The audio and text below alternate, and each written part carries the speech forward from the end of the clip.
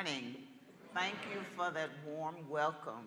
That's the same welcome I felt the first time recently when I came and asked Reverend Richard, could I intern here? And I am so elated that you're giving me a chance to practice myself. I'm a student minister, so if I make some mistakes, then I can hide behind that now. I also would like to welcome two people from Unity Atlanta Church, where I am a member. I have Reverend Ziamara Malagon, and I call her my personal spiritual counselor, and she's here not only supporting me, but sitting in for my minister, Reverend Jennifer Sachs, who couldn't be here. I also have sitting right behind her a fellow student minister, Shistine Lawrence, and I am so grateful they came to support me today.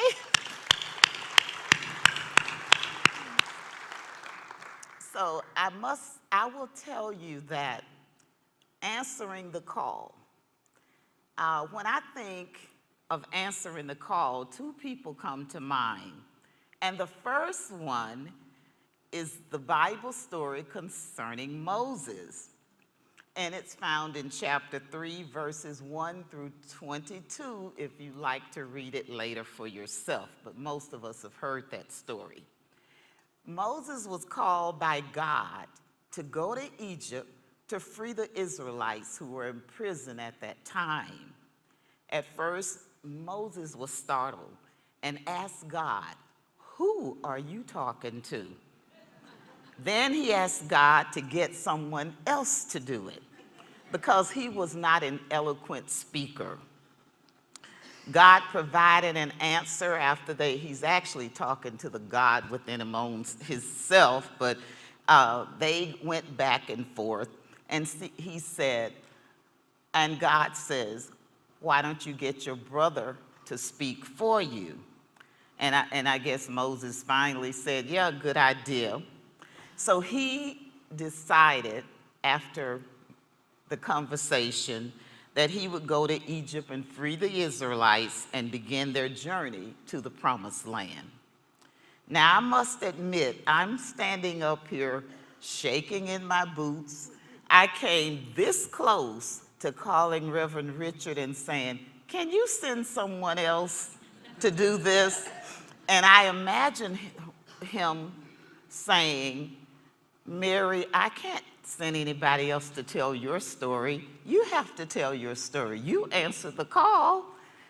And so there was no need of calling him. So I thought about my best three friends, and I said, it's no point in calling them because they're going to say, "Girl, get up and do it." And so here I am. And I'm delivering just like Moses finally gave in and said, "Okay, I'll do it." And then there is our co-founder, Charles and Myrtle Fillmore. And if they had not answered their call, we would not perhaps be sitting in this beautiful sanctuary at Unity North Atlanta Church. However, a few years after Charles and Myrtle answered the call, they wanted to make sure that they were dedicated. So they wrote this covenant, and bear with me because I want to pay tribute by reading this eloquent dedication and covenant that they wrote. And it says, "We, Charles and Myrtle Fillmore, husband and wife, hereby declare ourselves, our time, our money, all we have and all we expect to have, to the Spirit of truth, and through it, to the Society of Silent Unity, it being understood and agreed that the said Spirit of truth shall render unto us an equivalent for this dedication in peace of mind, health of body, wisdom, understanding, love, life, and an abundant supply of all things necessary to meet every want without making any of these things the object of our existence. I almost get chills reading that. I said, what a powerful dedication. So they just kind of went with it. And in the presence of the conscious mind of Christ, they signed this December 7th, 1892. Now, I'm sure that when Charles and Myrtle signed the dedication and covenant, they did not realize the great result of how unity has expanded into this worldwide ministry. Initially, the Fillmores invited people to come to Unity Village just to learn about their teachings. And the idea was to send them back to their own churches and communities and explain the teachings to their local congregations. They never intended the students to leave their respective churches. And I experienced this. I had grown up in this neighborhood, and the lady across the street, she was a Methodist. And after she made her transition, her son said to me, I hear that you are a Unity student. And I said, yes. Well, he said, you can have all this memorabilia that my mother gathered over the years from Unity, because she used to go to those classes up there every year. And I said, oh my. So there's truth to that. And I want to take a little sidebar here. I was introduced to Unity on my first job after college, working as a child care worker with teenagers with behavior problems, or challenges, I would say. The staff was required to complete training in transcendental meditation, which was it was really popular at that time. The administrators of the agency felt that if they would teach the training, that we would be better able to deal with the teenagers and all of their challenges.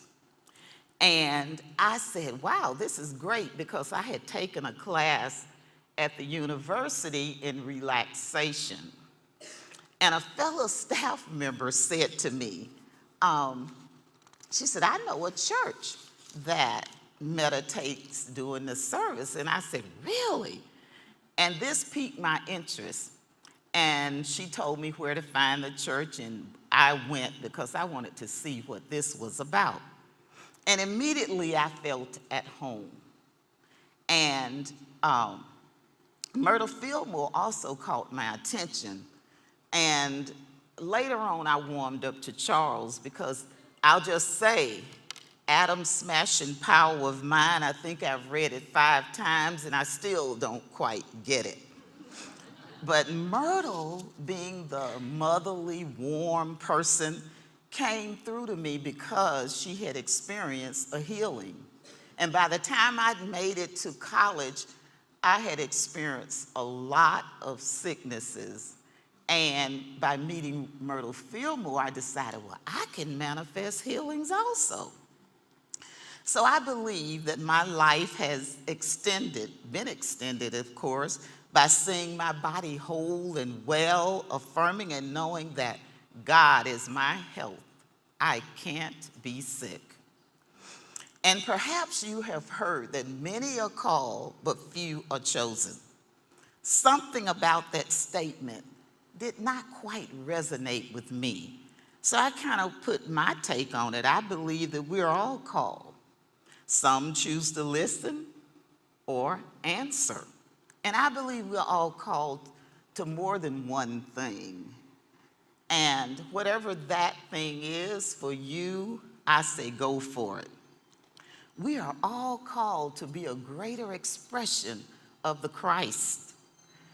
It is like something within your body and soul urges and guides you forward to a place that you may not recognize until you get there.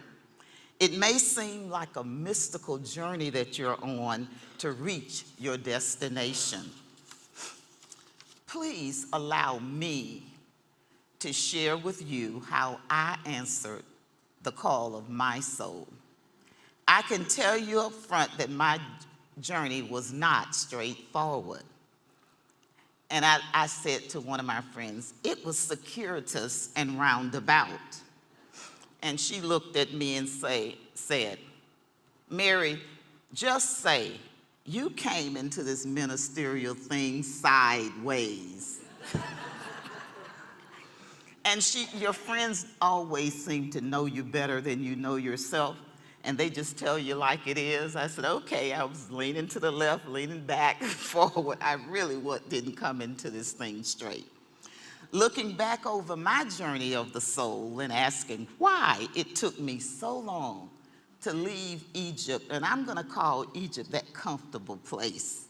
Even though you're in slavery, you know where your food is coming from, and you know where you're gonna sleep at night.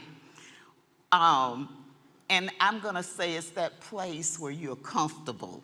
Not that you are free or anything, you're just comfortable. And one might think that it was all those things going through my mind, such as the fear of becoming destitute if I left my job. I may lose some of my friends and family. And most of all, I would lose my material prestige. However, I must add, losing my members of my family was probably a good idea, because once I joined Unity, they were looking at me sideways, and still, even now, they are looking at me. And one time my brother said, and he's a fundamentalist minister, he said, I hope that stuff gets you into heaven. And I said, I wanted to shut him up for the last time, and I did. So I said to him, I'm not worried about it. Why should you be? And he's my older brother, so I had to get a little nerve to say that. But guess what? He never said another word. Finally, years later, he said, well, she's been in there so long, she's not leaving anyway, so we may as well accept it. So, I realized that when I got ready to leave Egypt, it was basically my own limited ego thoughts that kept me in Egypt. I was my own worst critic, my own worst enemy. There were subtle, gentle knocks along the way. I was so caught up in my egotistical consciousness, I missed them, or I simply ignored them. I mean, I'll give you an example of a gentle knock. I used to love to go to Unity Village for retreats. And I think for 10 years, every time I had time out from work, I would be there. And I would go in the bookstore. And I had become friends to the person at the bookstore. She thought I was a local. But I said, no, I'm not, I don't live in Lee's Summit. I just come up here a lot. And I looked on the receipt, and she'd given me a 20% discount. And I said, oh, I noticed you gave me a discount. She said, you are a Unity minister, aren't you? I've always given you discounts. And she said, don't tell anybody, I'll continue to give you discounts. And see, these gentle knocks, they come, but we don't recognize them. Well, I didn't anyway. As long as I can remember, I loved church and everything that went with it. I love reading the Bible and all those wonderful Bible stories, starting, from Genesis to Revelation. And I was privileged to grow up in the Church of God in Christ, and they read the Bible out aloud in church. And it was like the Elder B. Bobo, my minister, see, I still remember his name. I would go from Genesis to Revelations and back again, and he may stop in Mark or Luke, and it was like running a marathon just to keep up. And one had to pay attention because you never knew when he was going to call on you to read. And notice I said he, because if you really wanted to be something in the church, I only knew male ministers. So in my particular church, you could be an evangelist. That's what the women could aspire to be. And that's kind of similar to a licensed Unity teacher. And by the time I was in high school, I was teaching the young people willing workers. And that's YPWW, similar to the YOU here. And I never thought where this was all leading. I was just enjoying church. Another sidebar, I did question this anthropomorphic God outside of me. Why would God care about whether I wore lipstick or wore pants? And I didn't quite get it. So I had a little talk with this God I understood at the time, and he convinced me that he was too busy keeping score of bigger things, and that was such a trivial thing. He didn't have time, so that didn't matter. He looked on the heart, so at least I got that, and I went with it. Yet, I did not wear pants until I arrived in Wisconsin from Alabama to attend college. After getting a really bad cold, the doctor told me that if I expected to survive the winters, that I would need to get some wool pants to wear. And he kind of looked at me, he said, "Where are you from?" And I timidly said, with my bobby socks on and tennis shoes and that little short dress, "Alabama." He said, "Oh, I understand." He said, "Girl, go buy you some warm clothes and some boots and another coat, because that is not gonna help, that is not gonna work in this Wisconsin winter." And he was correct. So I must say a little bit about my family. When I was my mother ruled us like the military police. We were more or less like, I think, the Von Trapp family. She said, "Get up," we got up. It was 8 of us, and she was a single parent. And she was really strict, almost as strict as the church. So around 9 years old, my mother left her church, the African Methodist Episcopal Church, and joined the Church of God in Christ. About a year or so later, she just left and went back to her original church. But she allowed me to stay with the Church of God in Christ, which I really liked. And my mother only required us to go to church. She didn't care where. So she was at the African Episcopal Church. 2 of my sisters were at the CME Church, and I think it's called Christian Methodist Episcopal Church. They both are, I guess, Methodist. And my brother went to the Baptist church. So look at our family. There were 4 denominations in one household. And later, I realized that we were an interfaith, interdenomination family in our beliefs. But my mother, I only knew that she read the Bible a lot and she prayed every day. So here I am in college, and there is no Church of God in Christ, called COGIC for short. There was a Pentecostal church. However, I remember us having differences when I was growing up. Not me, but the adults. So I decided, well, there's a Baptist church, so I joined the Baptist church. Remember, I had always gone to church. That was just part of my upbringing. And one day, I was handed a speech, and the member, which was a friend of mine, said, "You go home and you study this, because you're going to be our guest speaker for Women's Day." So I did that, and I delivered. So once again, you see, there's these gentle knocks and nudges along the way, and life continues. And I found myself at a New Thought Church, Chapel and Truth Center in Atlanta, now Hillside International. And it felt good to be a part of Reverend Dr. Barbara Lewis King's groundbreaking ministerial school. So I convinced myself,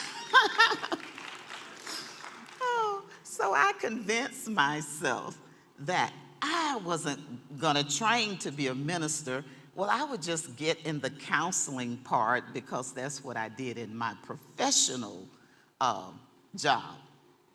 So about a year and a half, I dropped out. I stuck my toe in the water of that Red Sea and I jerked it out. I was overcome by fear and worry and doubt, and I returned to Egypt where I felt safe with the familiar. Now the story goes on. So one day my sister called me up and asked me to pray with her for her husband to give up alcohol. And I agreed. Now I say this lovingly because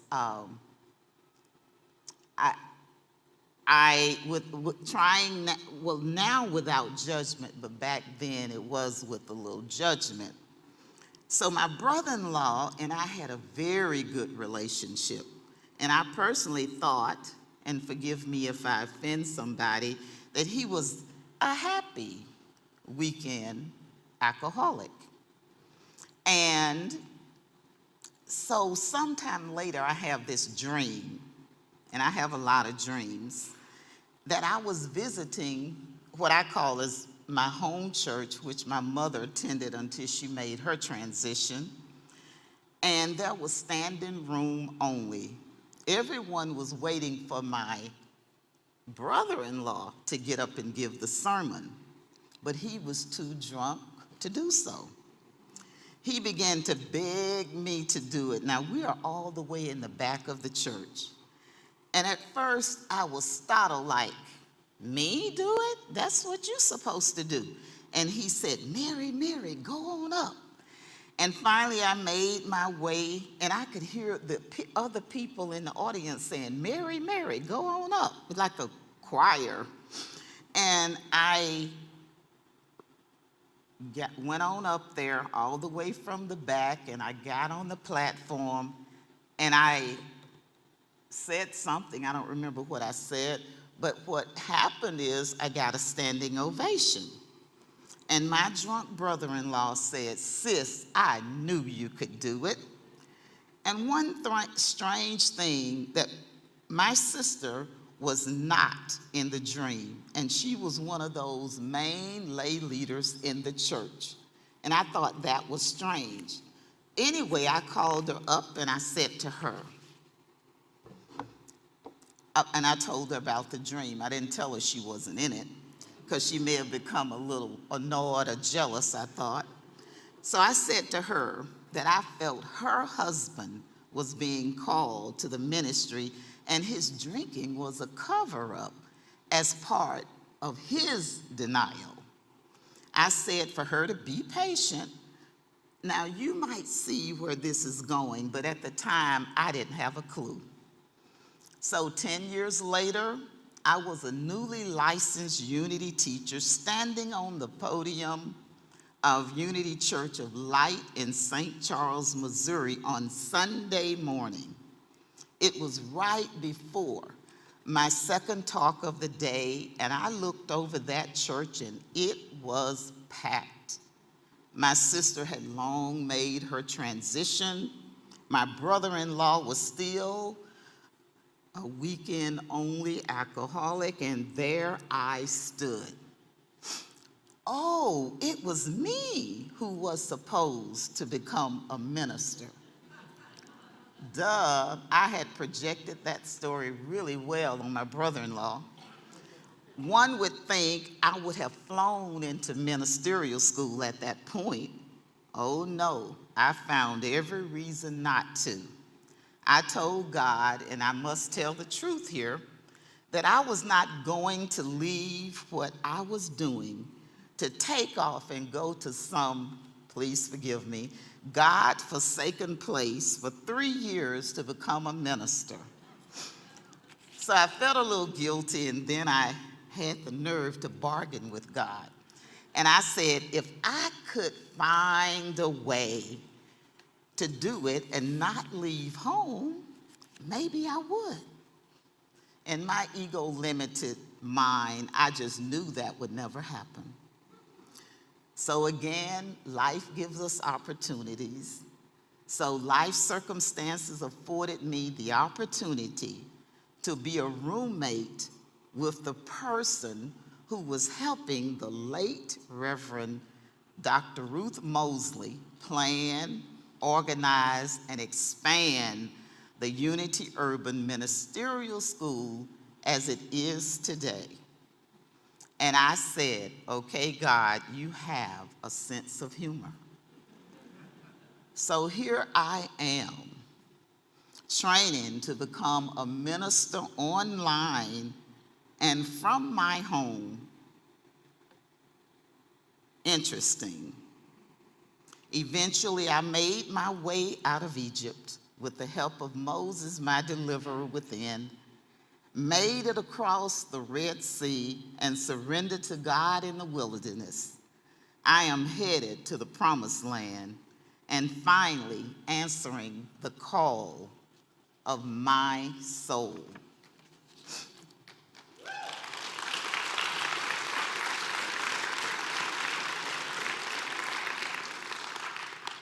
And there is an addendum to this that I'd like to share with you. Now, you said, Mary, that is your story. What is that to me? I said earlier that I believe we're all called to be, and you can fill in the blanks for yourself. And I remember a song by Faith Rivera that Danielle is going to sing, I think. And you can fill in the blank of blanks, because you're called to be, really all we are called to be is our true, authentic self. And that's our first call.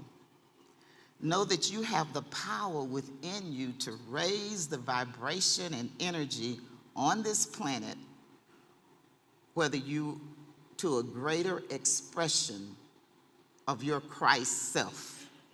You are called to be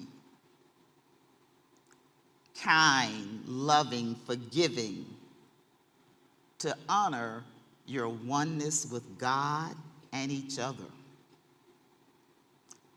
I believe that we can live in sync with each other. I heard someone say recently that the tonal quality of our personal portrait is being heard.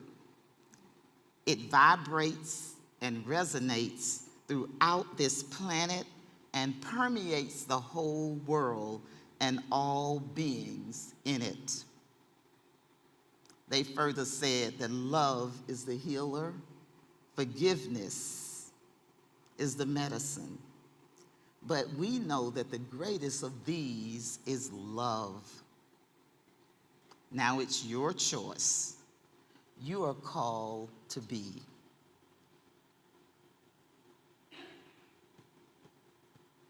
A healer, a dreamer, a mentor, a friend, a prayer, a giver. And remember this, you are the living, breathing God as mother, father, brother, sister. Go ahead and spoil your grandchildren, grandma and grandpa, because this love that you're giving them now will help them through any dark night of the soul. The love that I'm sharing with you today was because of the love, the unconditional love that my great-grandmother gave me and she made a transition at 4, and I realized she wasn't my real grandmother. So you're called to be a neighbor, a friend. Be someone's example. Be someone's hero or your own hero. The universe is always calling. The questions are you listening, and will you answer the call of your soul? Namaste.